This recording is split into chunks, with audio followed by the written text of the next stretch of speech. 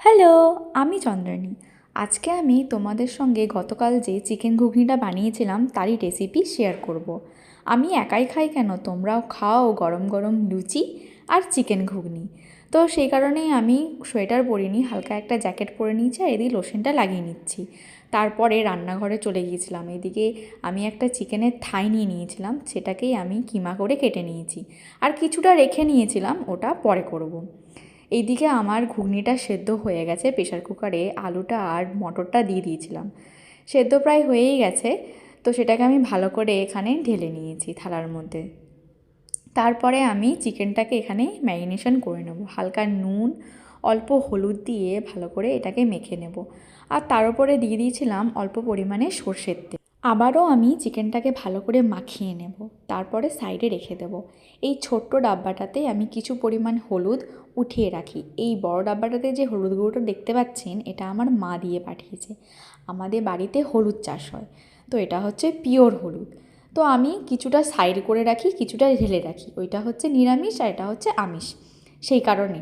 আর এদিকে আমি কিছু পরিমাণে লঙ্কা, একটা রসুন আর আদা বের করে নিয়ে সেগুলো ভালো করে প্রথমে ধুয়ে নিয়েছিলাম। তারপরে এই যে কেটে নিচ্ছি সবগুলো। লঙ্কা পেঁয়াজ কাটা হয়ে গেছে আর এইদিকে রসুন আর আদাটা আমি গ্রেট করে নিয়েছি। তারপরে সব মশলাগুলো এক জায়গায় করে নিলাম, যেহেতু তোমরা জানোই আমি রান্না করতে করতে দিতে ভুলে যাই জিনিসপত্র, সেই কারণে।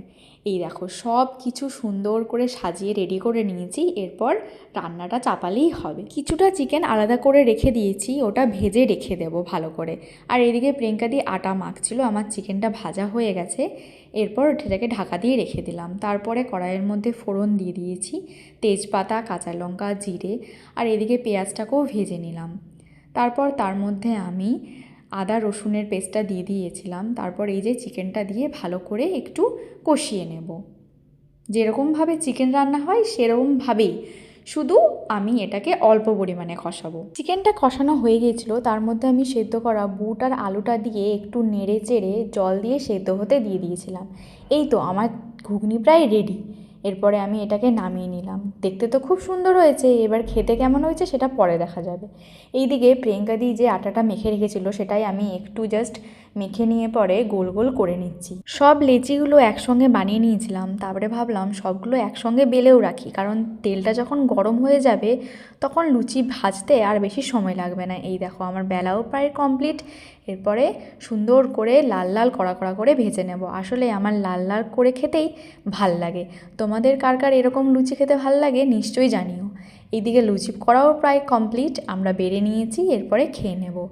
আমার রেসিপিটা কেমন লাগলো কমেন্ট করে নিশ্চয়ই জানিও।